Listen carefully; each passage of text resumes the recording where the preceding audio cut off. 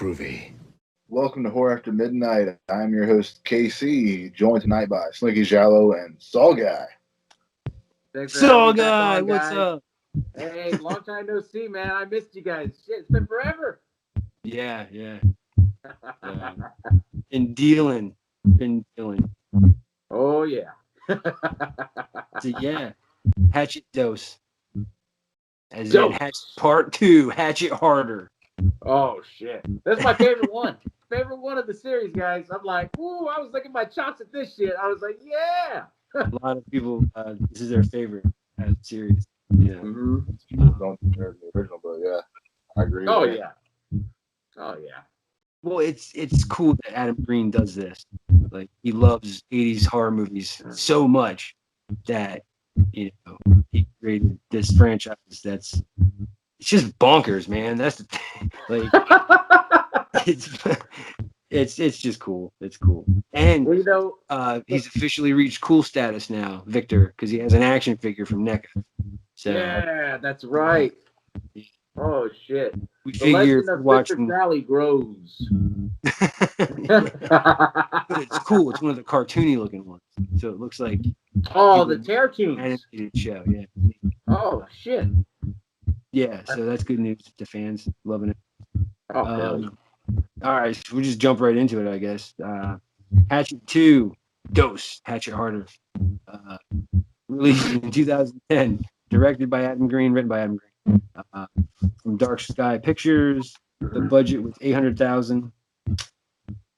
I guess it made $156,000 back, but I guess he was bouncing it around. Starring Kane Hodder, Tony Todd, Daniel Harris, Tom Holland, Ari, don't remember his last name, Leatherface, Lloyd Kaufman, and AJ Bowen. Cool, I didn't mess that up. It's got a lot of horror icons. I mean, just a bunch of them. Yeah.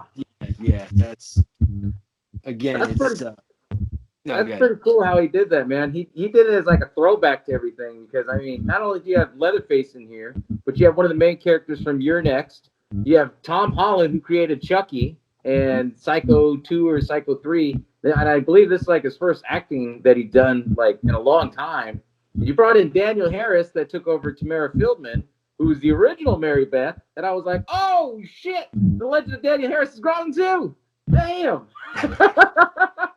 Yeah, You know, Tony Todd. oh Tony yeah, Todd. and Reverend Zombie. You know, you gotta talk about. Yeah. He's funny, dude. That guy cracks me up. His character. Oh God.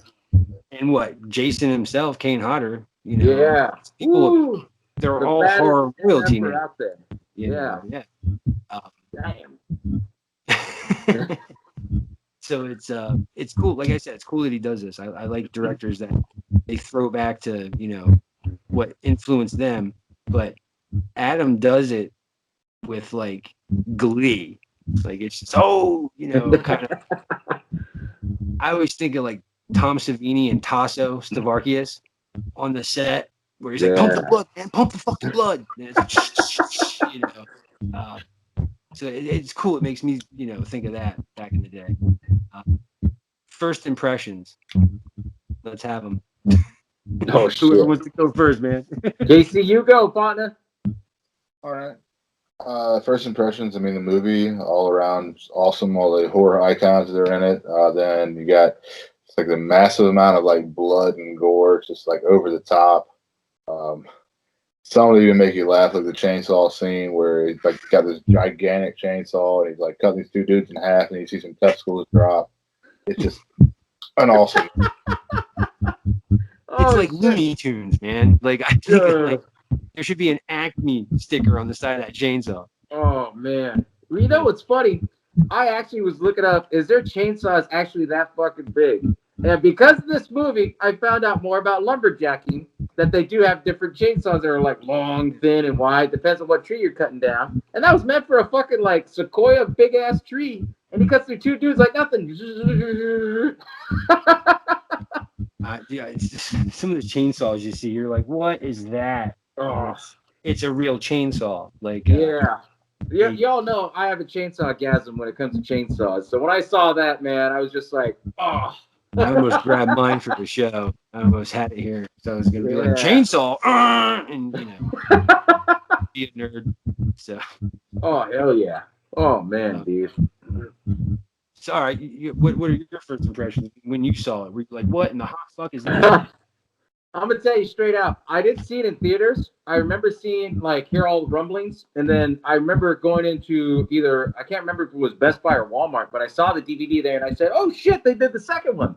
I bought it, and the first time I watched it, I was obsessed. I said, "Okay, what they did in the first one was great, and how they promoted it as classic American horror. This one carried it on." Yeah, and I was just blown away at how many people were in there. I mean, to get Tony Todd to come back as Reverend Zombie and play off his whole character, and then just like the over the top kills, and then when you watch the film, you're like, oh, I recognize this guy. Oh, I recognize that guy. And you got to remember, in 2010, I think Leatherface was probably the well-known one because they hyped it up as like Leatherface versus Kane Hodder as Victor Crowley. And then, AJ Baldwin was in it, but he doesn't get really too big and well known until like a couple years down the road when Your Next comes out. So I'm like, oh shit, I forgot he was in that film, He's in House of the Devil too, right? Yeah, he was a weird guy that says, oh, you want pepperoni with anchovies? Yeah. Officer friend in the car. That's right. Yeah. Oh man. He's a good actor too, but overall I love the fact that they tied in a lot of the gore and everything. And this one really had a little bit of comedy. You had that one guy. A little bit of comedy. Yeah, Vernon. I remember his name, Vernon. And I'll never forget, like, the first scene you see him in, they're, like, handing out cookies and shit, and they're, like, talking, meeting about how they're going to get Victor Crowley. And he's like, hey, man, where's the milk? He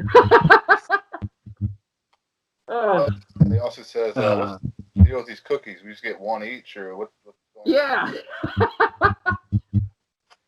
I mean, it was just, like, y'all know, I don't like comedy in my horror films, but it was just enough dark humor that it made it over the top for me. And I just freaking loved it. And the fact of how he would fuck with Reverend Zombie, where, Reverend Zombie tells him, you need to keep the eyes open. And he's like, eyes open, voodoo, magic. Like, he was a dick. He fucked with everybody, but it was good.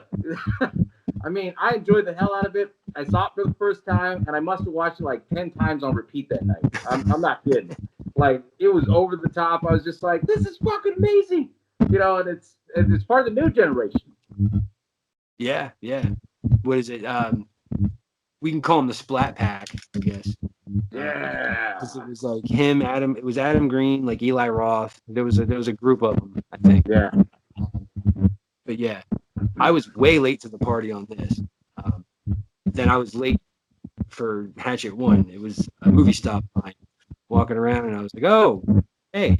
And I got Hatchet and Hatchet 2 at the same time, and watched them back to back. And yeah, my roommate at the time, we, partook in something, and we watched them. Amazing. They're amazing movies. Oh, shit. Especially if you're like a horror fan from the 80s, man. They're made for us. Like, that's the thing. Like, those movies were crafted just for us. Oh, yeah. And you're right. It's a horror who's who with the cast. It's just amazing, man. The names on that cast alone. Snuck in Danielle Harris. I like the whole thing with her. She's looking for her brother, and her dad. That's from Friday. He just switched sexes with the characters. Yeah. So it's cool. Like, there's a lot of like nods to movies. One of the big things for me is that he got Kane Hodder to play this character. And that's Jason. So it's cool, but way late to the party because I know Hatchet 3 came out like a few months after I bought the two movies.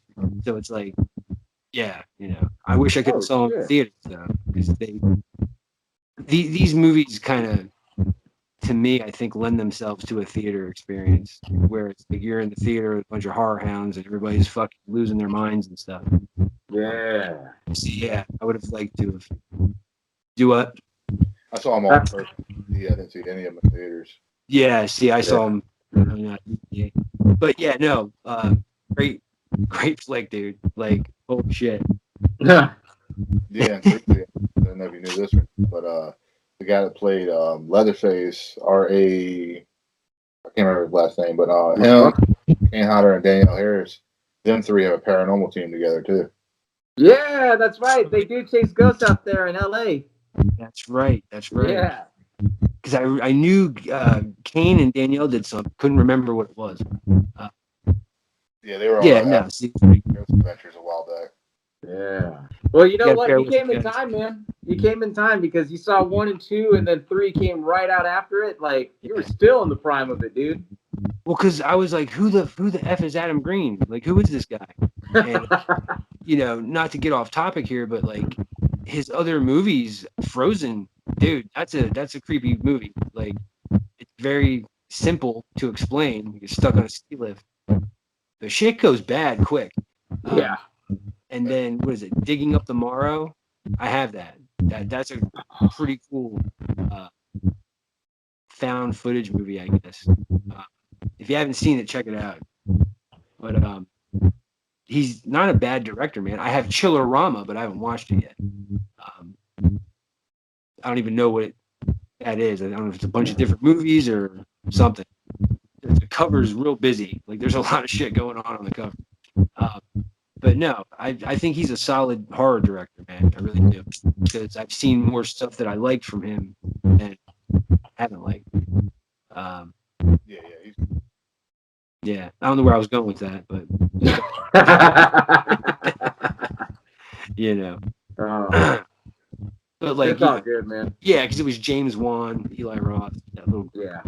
Well, you know what I thought what really got me on this film was it literally takes place right after the first one.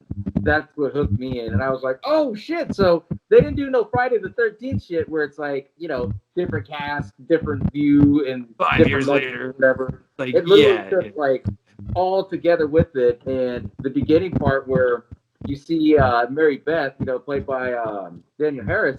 You know, she gets saved by this fisherman. He's like, oh no, you know, you pissed him off. Get the fuck out of here. And, you know, that's when he starts hearing the screams of Victor Crowley. He's like, I didn't fuck with you. I just live here. I just live here. Then he freaking guts him and he strangles him and pops his head off with the fucking intestines. And I was just like, oh shit, that's the, you know, the intro. And that's when it screams out like Hatchet 2.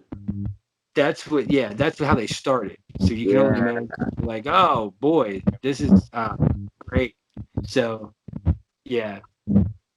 Well, like Friday 3 and 4 did that, and Adam Green's on the commentary for Friday 13th Part, and he's like freaking out, blah blah blah. So there you go. But horror fans, I love that shit, where it's like Halloween 1 and Halloween 2. Yeah. Oh, shit. You know, shot him 6 times. Yeah, happens right after. So I like when movies do that. Continuity is a big thing. Like, oh yeah. What I was gonna say is like when you see the guy that's laying on the ground, he's like puking there on Bourbon Street. It kind of looks like it's like the end of the weekend of Mardi Gras, where the other one started at the beginning of Mardi Gras. Right. And I think it was Adam Green that they showed the first guy where he's like puking, where he's like, because he was one of the friends of the original one. Yeah, he's in all his movies, I think. You know, seeing that's cool. Like mixed vegetables or something. Mixed vegetables. It's pea soup. I don't know. If we ever make a movie, we have to be in it. No, it has to be in the script. Yeah, dude. Yeah, there was a cool backstory when they show Victor Crowley's dad, like how everything happened, how he got killed, like they showed in the original. But then they also show how his dad was having like sex with the nurse, with his wife that was dying or whatever, and then like and somehow comes like back to like a witch or something, and puts like a curse on the baby. That was pretty creepy. Yeah, that was like some voodoo shit where like his wife was dying with cancer or something, and then like I guess he needed action and he couldn't get it from his wife because you know she was on her deathbed and he was screwing around with the nurse and they showed that. I was like, oh shit, you know, like because you don't expect it. And then I guess he knocked up the nurse and the wife woke up and saw it and then she like grabbed the nurse like did some voodoo chant, and then she passed out and died. And then when the nurse gave birth to Victor Crowley, the nurse died because I guess he came out like horrific. And the story was, from what Reverend Zombie said, it scared the shit out of her. And he was so embarrassed about his infidelity that he kept Victor Crowley away. And that's when the kids like kind of fucked with him. And then you find out the whole backstory. The kids that fucked with him was Mary Beth's family. It was like her uncle. It was the dad who they killed off in the first one. And, you know, they believed like, hey, if you give like Samson's son, you know, her dad's like family and everything. And if Victor Crowley kills them, then the curse ends. And that's what the whole movie kind of has an underlying tone, and it makes you think like, what the fuck are they going over there for again? Like after the first one, you think you learned your lesson, right? You know. See, and that's cool because it added a lot more backstory and lore. It's made for horror fans, dude. So definitely check it out. You'll like it. Oh yeah. Yeah. Scene with Danielle Harris after she goes to talk to Reverend Zombie and she's like in the shower. The whole time I'm like pan down, like yeah. Dude, when I saw that scene, I was like, oh shit, throw that up, man, yeah. You got to see the tattoo and everything right after she got her tattoo. I was like, oh damn. There was an interview she did where they were showing pictures of her getting the tattoo. Mm-hmm. That was pretty cool. Yeah. Like all hiked up and stuff. But yeah. Anything with Danielle Harris in it, man, I'll watch. The cool thing what they did with her character though, and this is what I really loved and enjoyed, man, because they made her a badass.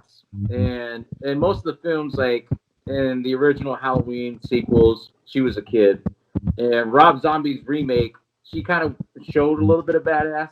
Like she had a spunk and attitude. But this one, she went full on badass, where she was just like, when people would fuck with her, she'd tell them like, I'm not here to be friends with you. Like she tells them straight out in the movie. Yeah. I was like, oh shit. But then just like the buildup of everything, of how everybody split up, because everybody was they kind of did like this whole thing of like, let's rally up a bunch of people who have the balls to go out there and get Victor Crowley, and whoever kills him gets this amount of money, you know? It was kind of funny because like they played her off as a badass. Then you have this other kind of country folk guy, his name was Cletus, and he hanged out with a guy named Chad, and they would fuck with each other on their name, like, Cletus? He's like, yeah, what kind of gay name, or what kind of stupid name is Chad, you know? Like, what? And he said something else, but the way he said it, I was just like, oh shit, man, because, you know, like I said, it was just enough comedy to kind of break the ice, like, what the fuck? Because you don't expect that unless it's like a classic 80s throwback horror film, you know? Yeah.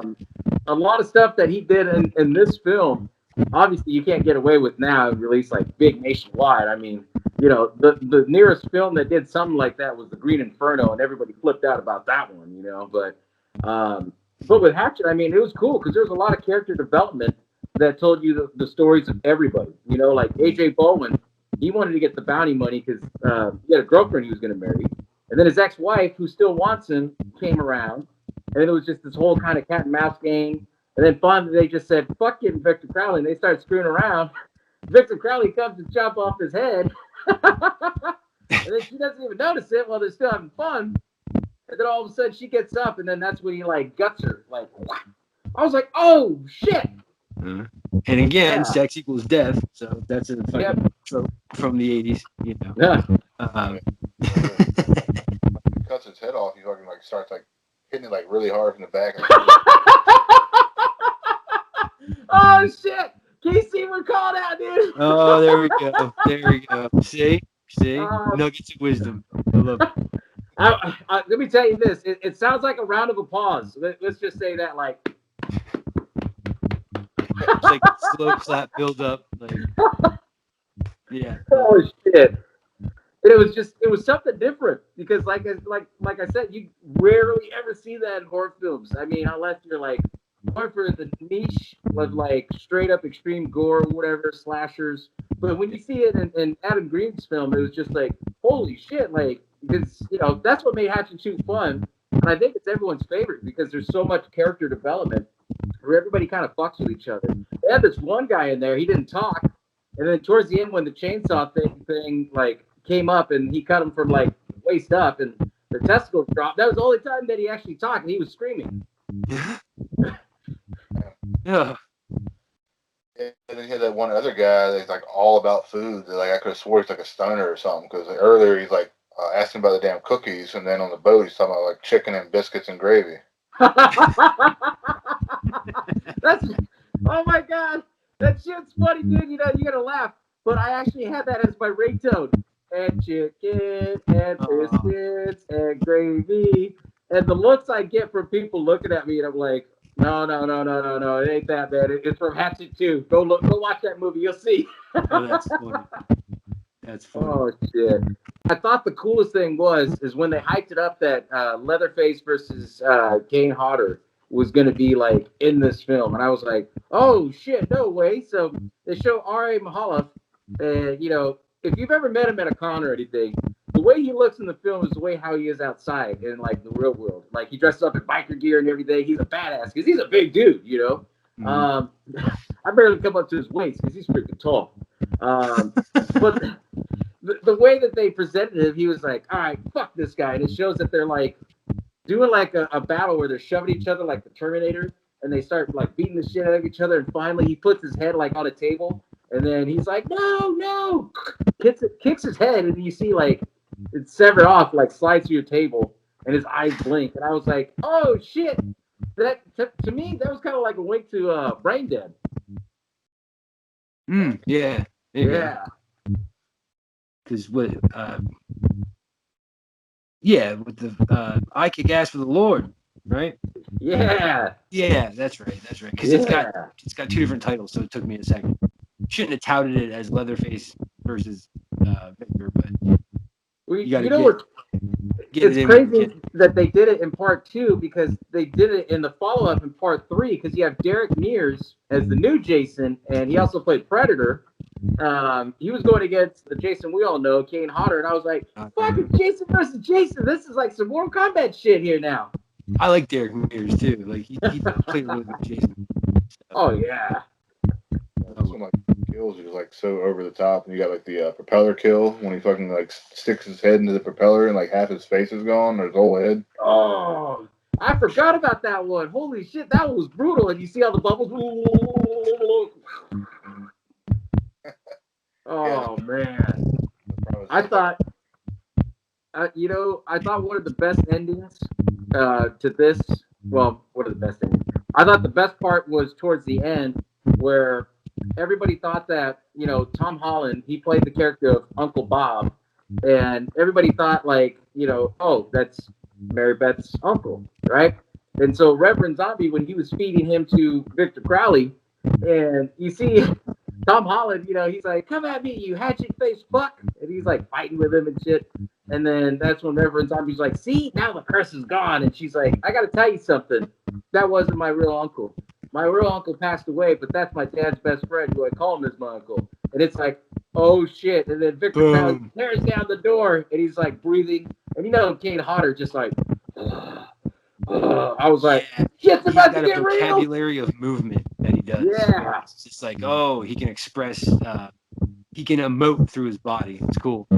Oh, dude. It was killer on that. And then in those fucking overalls, oh, man. The overalls did it for me. I was just like, you don't fuck with somebody that looks like that in overalls out in the country. Like, fuck yeah, no. Dude. Yeah, he's fucking, overalls. No, he's going to go buck wild. Yeah. Oh, man. Like, Crowley's look is good. I like the way he looks. You know, some back swamp donkey. Like, swamp donkey. Wow. You know.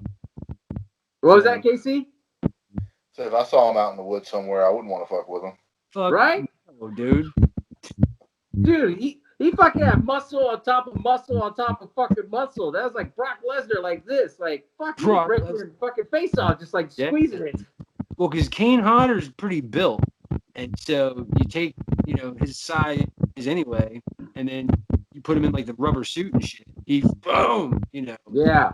That's why he looks so big as Jason and Victor and stuff, because it's like, holy shit, man. Yeah. He's big to begin with. Yeah. Oh, but yeah. I like the look of the character, like aesthetically, it looks cool. But yeah, the overall, scary, man.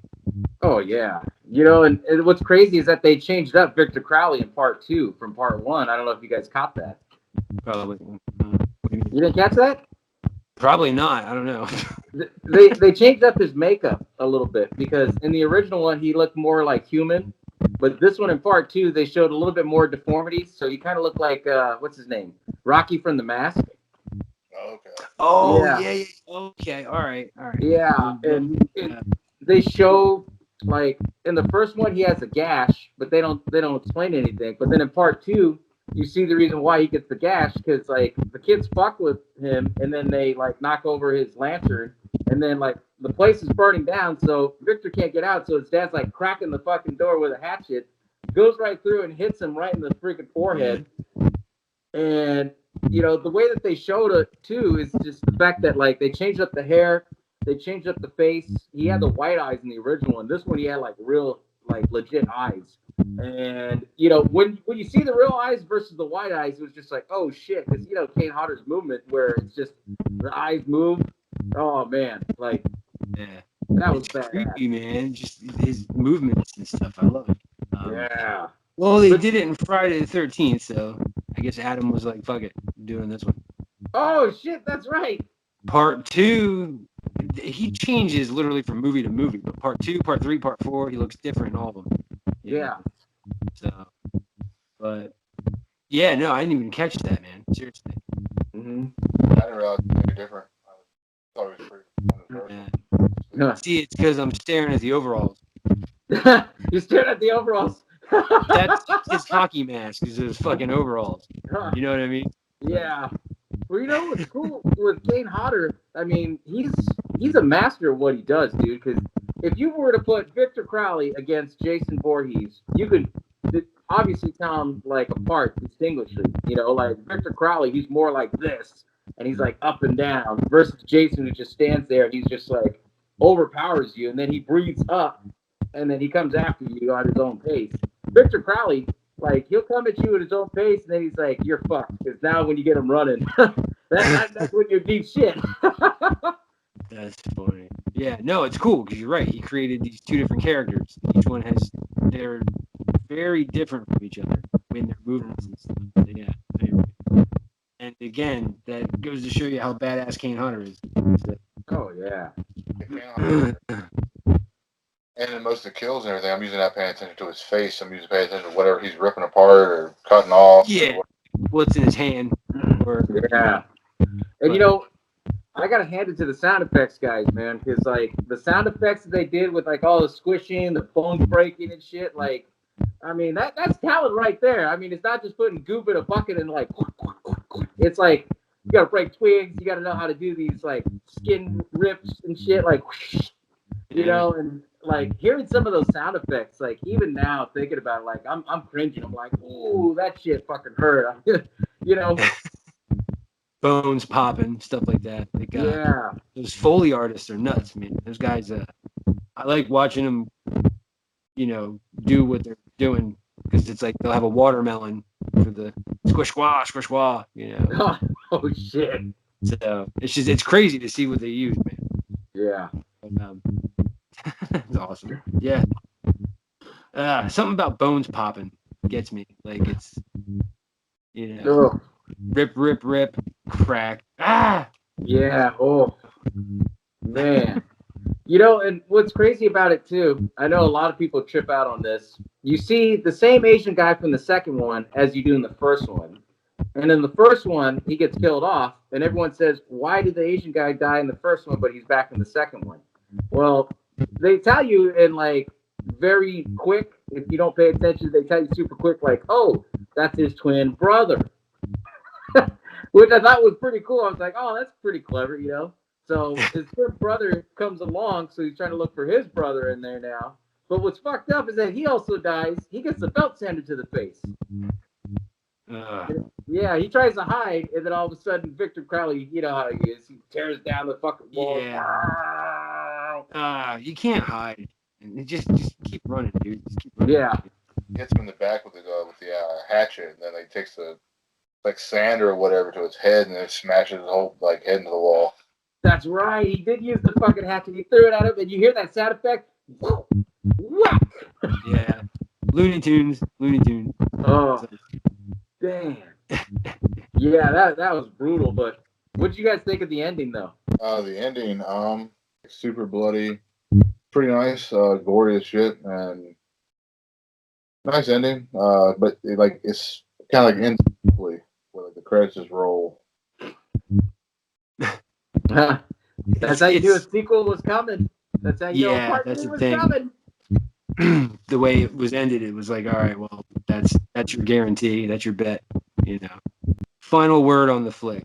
Well, I will tell you this. My final word on it, go see that shit. And actually, don't see that shit. Buy that shit. Buy 1, buy 2, buy 3, buy Victor Crowley, the 4th one, and be ready for the 5th one. Because let me tell you, if you love old school American horror, this is your old school American horror. Straight up. It's a lot of fun. That's the thing. Yeah. And like you said, definitely buy one for all the kids in the street. Give them out at Halloween, make Christmas. But yeah, if you're a fan of horror, just period, you have to get these movies. But yeah, it's own it. Definitely, yeah, if you're a fan of like 80s horror or just horror comedy or slashers, this is definitely something. If you haven't seen it already, definitely go check it out. Something I would recommend. Yeah. I've actually seen people. They'll take a copy of it and they'll put it on a VHS with the box and everything, and like it looks right on a VHS tape. It's kind of funny. And to me, like, the sequel that surpassed the original. I don't ever say that the sequel is better than the original, but this one is definitely better than the original. Oh yeah. Not many horror franchises can say that. Mm-hmm. Maybe Jaws 2. Jaws 3. Shit. I'm just kidding. You mean Jaws the Revenge? I thought that was your favorite. That's my favorite. Jaws and son. My daughter got it for me for Christmas, so yes. Oh. Yeah. Oh shit. Do a commentary. Yeah. It's coming. That's badass. Yeah, Michael Caine versus the shark. It's Alfred Pennyworth. Oh boy, that movie's just awful. But so yeah. So before we get out of here, Saul guy, if you want to go ahead and plug your stuff, that'd be great. Oh yeah, man. Absolutely. I appreciate that. You guys can find Saw Guy Podcast on your social media platforms. I'm mostly on YouTube, but I'm also on Instagram, Twitter, Facebook. You can find me out there. Go check out my content. I haven't posted much in a while, but let me tell you, I got something big in store for you guys. You'll see a lot of different new masks, new different characters that I'm developing.